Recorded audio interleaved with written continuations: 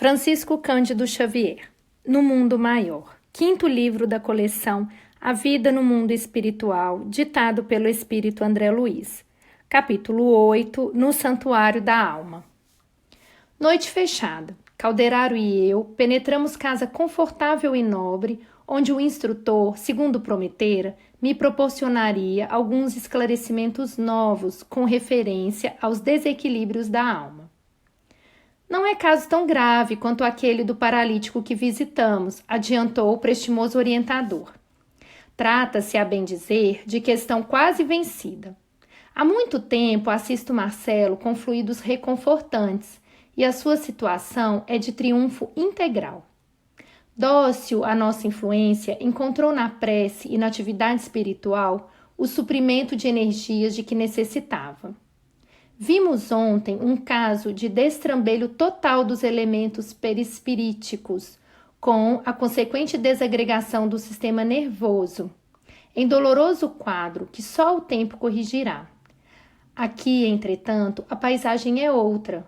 O problema de perturbação essencial já está resolvido. O reajustamento da vida surgiu pleno de esperanças novas. A paz regressou ao tabernáculo orgânico. Mas perseveram ainda as recordações, os remanescentes dos dramas vividos no passado, aflorando sob forma de fenômenos epileptoides, as ações reflexas da alma que emergem de vasto e intricado túnel de sombras e que tornam, em definitivo, ao império da luz. Se o mal demanda tempo para fixar-se, é óbvio que a restauração do bem não pode ser instantânea. Assim ocorre com a doença e a saúde, com o desvio e o restabelecimento do equilíbrio. Após atravessar o pórtico, dirigimos-nos devidamente autorizados ao interior, onde agradavelmente me surpreendeu a encantadora cena de piedade doméstica. Um cavalheiro, uma senhora e um rapaz achavam-se imersos nas divinas vibrações da prece, cercados de grande número de amigos do nosso plano. Fomos recebidos amorosamente. Convidou-me o orientador a colaborar nos trabalhos em curso, de vez que, com a valiosa cooperação daqueles 3 companheiros encarnados, se prestavam a irmãos recém-libertos da crosta reais auxílios de modalidades várias. Digna de registro era a respeitável beleza daquela reduzida assembleia consagrada ao bem e à iluminação do espírito.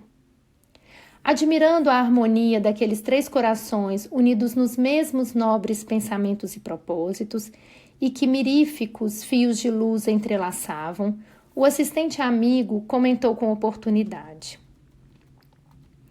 A família é uma reunião espiritual no tempo, e por isso mesmo o lar é um santuário. Muitas vezes, mormente na Terra, vários de seus componentes se afastam da sintonia com os mais altos objetivos da vida. Todavia, quando 2 ou 3 de seus membros aprendem a grandeza das suas probabilidades de elevação, congregando-se intimamente para as realizações do Espírito Eterno, são de esperar maravilhosas edificações. Compreendi que o instrutor estimaria prestar-me outros esclarecimentos, ampliando a santificante concepção da família. Contudo, o serviço urgente não nos permitia mais longa palestra. O trabalho de socorro a irmãos sofredores prosseguiu ativo em nosso lado. Terminado o concurso do trio familiar com expressiva e comovedora oração, começou a retirada dos companheiros de nossa esfera, enquanto os amigos encarnados entravam em carinhosa conversação. O cavalheiro, com sorriso feliz do trabalhador que bem cumpriu o dever, dirigiu-se aos circunstantes em voz alta. Graças a Deus, tudo normal. Encarando o rapaz com imensa ternura paternal, indagou. E você, Marcelo, continua bem? Oh, sem dúvida, respondeu o interpelado alegre. Estou maravilhado, papai, com os excelentes resultados que venho colhendo em nossas reuniões das quintas-feiras. Tem voltado os ataques noturnos? Não. À proporção que me esforço no conhecimento das verdades divinas, cooperando com a minha própria vontade no terreno da aplicação prática das lições recebidas, sinto que passo cada vez melhor que me reforço intimamente, recuperando a saúde perdida. Reconheço também que, em me desinteressando da edificação espiritual, distraído da minha necessidade de elevação, voltam as perturbações com intensidade. Nessas fases nocivas, desperto alta noite com os membros cansados e doloridos e assaltam-me evidentes sinais das convulsões, deixando-me longos momentos sem sentido. O jovem sorriu a esta sua singela confissão filial e prosseguiu. Felizmente, porém, agora que me consagro, zeloso e assíduo à tarefa espiritualizante, reconheço que os passes de mamãe são mais eficientes. Estou mais receptivo e observo que a boa vontade é fator decisivo em meu bem-estar. Os ouvintes entreolharam-se contentes e o entendimento íntimo continuou, edificante, repleto de belas sugestões. O assistente, preparando-me o raciocínio, informou. Certo, não precisarei de esclarecer que Marcelo se entretém com os pais. Possui outros irmãos que ainda não se afinam com a sagrada missão do casal. Ele, porém, é portador de sentimentos elevados e generosos. Tem, como quase todos nós, um pretérito intensamente vivido nas paixões e excessos da autoridade. Exerceu outrora enorme poder de que não soube usar em sentido construtivo. Senhor de vigorosa inteligência, planou em altos níveis intelectuais, de onde nem sempre desceu para confortar ou socorrer. Portador de vários títulos honoríficos, muita vez os esqueceu, precipitando-se na vala comum dos caprichos criminosos. Impôs-se pelo absolutismo e intensificou a lavra de espinhos que o dilacerariam mais tarde. Chegada a colheita de nefanda messe, experimentou sofrimentos atrozes. Inúmeras vítimas o esperavam além do sepulcro e arremeteram contra ele. Entretanto, se errou clamorosamente, Marcelo, em muitas ocasiões, desejou ser bom e formou dedicações valiosas em torno de seu nome. Tais devotamentos, contudo, houveram que aguardar a oportunidade para auxiliá-lo. Os inimigos eram massa compacta e gritavam furiosamente, invocando a justiça vulgar. Retiveram-no longo tempo nas regiões inferiores, saciaram velhos propósitos de vingança, seviciando-lhe a organização perispiritual.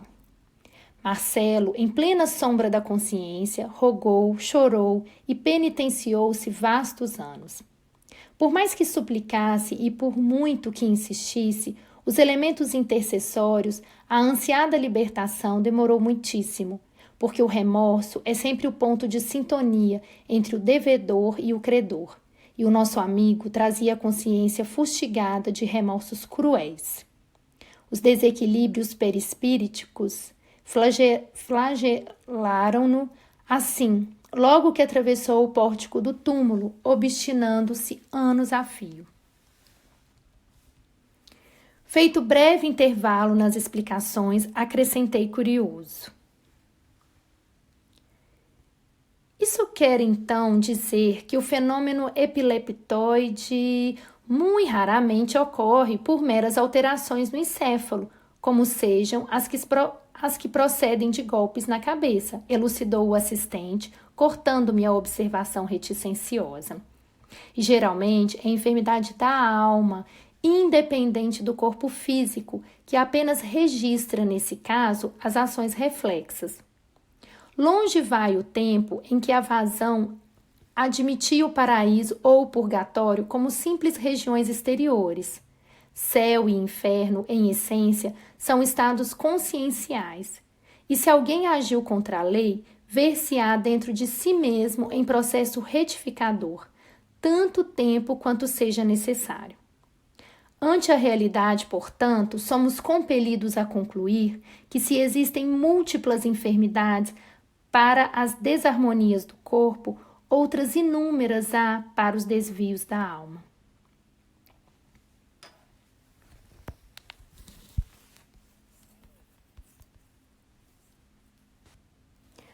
O instrutor fez pausa curta, Apontou para o rapaz e continuou.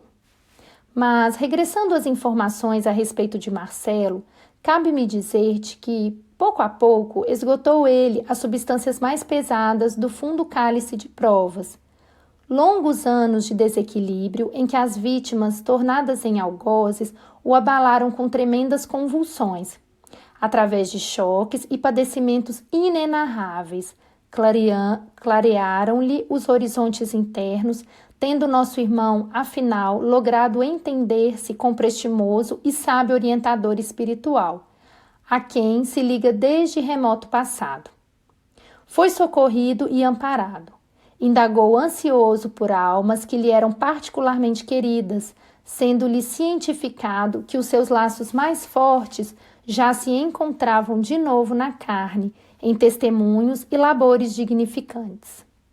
Suplicou a reencarnação, prometeu aceitar compromissos de concurso espiritual na crosta, a fim de resgatar os enormes débitos, colaborando no bem e na evolução dos inimigos de outrora. E conseguiu a dádiva, apoiado por abnegado mentor, que o estima de muitos séculos. Tornou à esfera carnal e reiniciou o aprendizado. Ultimamente renasceu, estreitado em braços carinhosos, aos quais se sente vinculado no curso de várias existências vividas em comum. Agora, sinceramente aproveitando as bênçãos recebidas desde os mais tenros anos, preocupa-se em reajustar as preciosas qualidades morais. Caracteriza-se desde menino pela bondade e obediência, docilidade e ternura naturais. Passou a infância tranquilo, embora continuamente espreitado por antigos perseguidores invisíveis. Não se achava a eles atraído em virtude do serviço regenerador a que se submetera, mas ao topar com algum dos adversários, nos minutos de parcial desprendimento propiciado pelo sono físico, sofria amargamente com as recordações. Tudo prosseguia sem novidades dignas de menção. Sob a vigilância dos pais e com o amparo dos benfeitores invisíveis, preparava-se o menino para os trabalhos futuros. Contudo, logo que se lhe consolidou a posse do patrimônio físico, ultrapassados os 14 anos de idade, Marcelo, com organização perispiritual plenamente identificada com o invólucro fisiológico, passou a rememorar os fenômenos vividos e surgiram-lhe as chamadas convulsões epiléticas com certa intensidade. O rapaz, todavia, encontrou imediatamente os antídotos necessários, refugiando-se na residência dos princípios nobres, isto é, na região mais alta da personalidade, pelo hábito da oração, pelo entendimento fraterno, pela prática do bem e pela espiritualidade superior. Limitou destarte a desarmonia neuropsíquica e reduziu a disfunção celular, reconquistando o próprio equilíbrio, dia a dia, mobilizando as armas da vontade. Nesse esforço, dentro do qual se fez extremamente simpático, recebeu vultosa colaboração de nossa esfera, aproveitando-a integralmente pela adesão criteriosa ao esforço construtivo do bem. Recebendo a luta com serenidade e paciência, instalou em si mesmo valiosas qualidades receptivas, favorecendo-nos o concurso e dispensando por isso mesmo a terapêutica dos hipnóticos ou dos choques, a qual, provocando estados anormais no organismo perispíritico, quase sempre nada consegue senão deslocar os males sem os combater nas origens. O caso de Marcelo oferece por isso características valiosas, atendendo às sugestões daqueles que o beneficiam, adaptando-se à realidade, vem sendo o médico de si mesmo, única fórmula em que o enfermo encontrará a própria cura.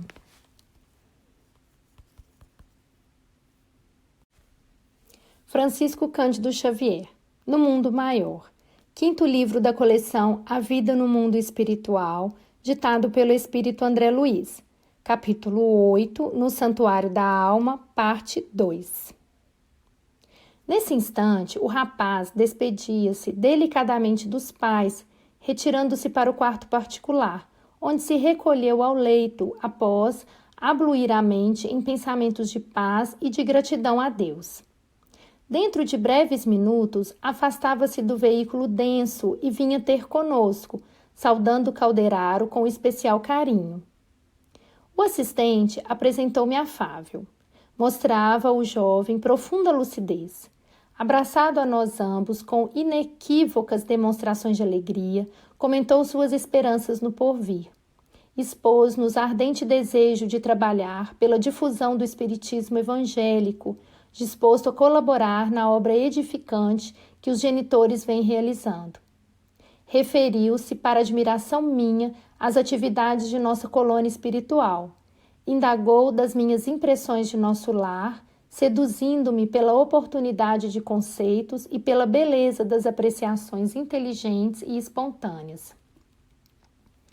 E a conversa a meio, quando dois vultos sombrios cautelosamente se aproximaram de nós. Quem seriam, se não míseros transeuntes desencarnados? Inteiramente distraído, continuei nos comentários humildes, mas o estimado interlocutor perdeu visivelmente a calma. Qual se fora tocado no íntimo por forças perturbadoras, Marcelo empalideceu, levou a destra ao peito e arregalou os olhos desmesuradamente. Reparei que as ideias lhe baralhavam no cérebro perispiritual, que não conseguia ouvir-nos com tranquilidade, e, desprendendo-se célere de nossos braços, correu desabalado, retomando ao corpo. Quis detê-lo penalizado, pois conosco estava perfeitamente sintonizado. Algo mais forte que o conhecimento cordial unia-me ao novo amigo, o que reconheci desde o primeiro contato. Não pude, porém, fazê-lo. Reteve-me Calderaro com vigor e exclamou: Deixa-o, André. Acompanhemo-lo. Não podemos olvidar que Marcelo não se encontra perfeitamente curado. Indicando as entidades provocadoras a pequena distância, prosseguiu esclarecendo. A simples reaproximação dos inimigos de outra época altera-lhe as condições mentais. Receoso, aflito, teme o regresso à situação dolorosa em que se viu há muitos anos nas esferas inferiores e busca apressado o corpo físico, à maneira de alguém que se socorre do único refúgio de que dispõe em face da tempestade iminente. Os espíritos erradios bateram em retirada e tomamos ao interior doméstico, onde encontramos o jovem tomado de contorções. Abracei-o como se o fizesse a um filho querido. O ataque amainou, sem contudo cessar de todo. Ergui os olhos para o orientador em muda interrogação. Por que tal distúrbio? A câmara de Marcelo permanecia isolada quanto ao contato direto com as entidades inferiores. Permanecíamos os três em palestra edificante. Por que motivo a perturbação, se nos mantínhamos em salutar atmosfera de santificantes pensamentos? O instrutor contemplou-me bondoso e recomendou: Observe o campo orgânico, examinando particularmente o cérebro. Notei que a luz habitual dos centros endócrinos empalidecera, persistindo somente a epífise a emitir raios anormais. No encéfalo, o desequilíbrio era completo. Das zonas mais altas do cérebro partiam raios de luz mental, que, por assim dizer, bombardeavam a colmeia de células do córtex. Os vários centros motores, inclusive os da memória e da fala, jaziam desorganizados e inânimes. Esses raios anormais penetravam as camadas mais profundas do cerebelo, perturbando as vias do equilíbrio e destrambelhando a tensão muscular. Determinavam estranhas transformações nos neurônios e imergiam no sistema nervoso cinzento, anulando a atividade das fibras. Via-se, totalmente inibido, o delicado aparelho encefálico. As zonas motoras, açoitadas pelas faíscas mentais, perdiam a ordem, a disciplina, o autodomínio, por fim, cedendo baldas de energia. Enquanto isso, Marcelo Espírito contorcia-se de angústia, justaposto ao Marcelo Forma, encarcerado na inconsciência orgânica, presa de convulsões que me confrangiam a alma. Após detido o exame, indaguei de Calderaro. Como explicar essa ocorrência? Afinal de contas, nosso amigo não se encontra aqui sob o guante dos perseguidores desencarnados, mas em nossa exclusiva companhia. O orientador, agora em ação de socorro magnético, interferia, restaurando o equilíbrio, recomendando-me aguardar alguns minutos. Em breve, dominou a desarmonia. Envolvendo-lhe o campo mental em emissões fluídico-balsâmicas, o desastre não chegou a termo. Marcelo aquietou-se, refez-se a atividade cerebral, qual praça em tumulto logo descongestionada. As células nervosas retomaram sua tarefa, normalizaram-se as vias do tráfego, o sistema endocrínico regressou à regularidade, as redes de estímulos restabeleceram os serviços costumeiros. Marcelo, desapontado e abatido, caiu em profundo sono, pois Calderaro entendeu conveniente proporcionar-lhe maior repouso, não lhe permitindo a retirada em corpo perispiritual nos primeiros minutos de paz que se sucederam à forte crise. Observando o rapaz no aconchego do leito, o instrutor fitou-me benévolo e perguntou: Lembras-te dos reflexos condicionados de Pavlov?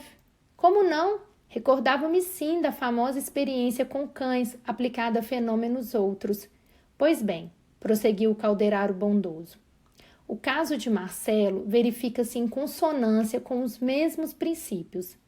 Em existências passadas, errou em múltiplos modos, e o remorso, imperiosa força a serviço da divina lei, guardou-lhe a consciência, qual sentinela vigilante, entregando-o aos seus inimigos nos planos inferiores e conduzindo-o à colheita de espinhos que semeara logo após a perda do vaso físico, num dos seus períodos mais intensos de queda espiritual.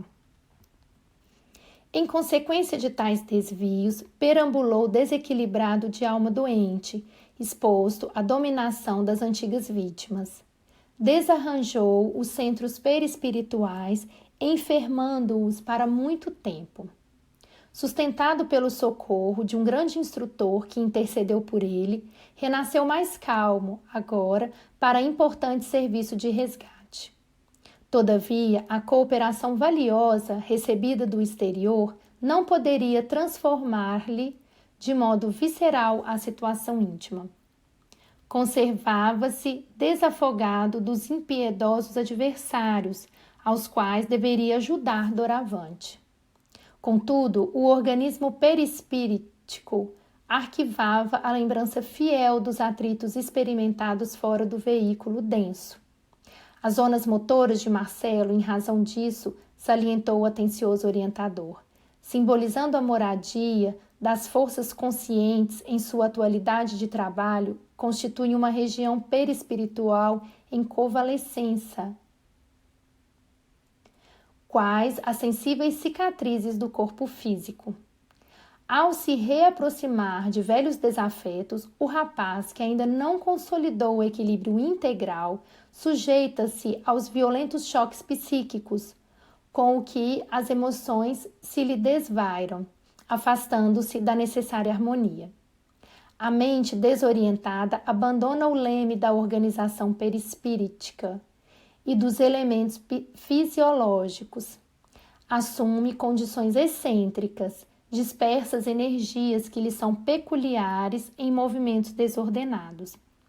Passam então essas energias a atritarem-se e a emitir radiações de baixa frequência, aproximadamente igual à da que lhe incidia do pensamento alucinado de suas vítimas.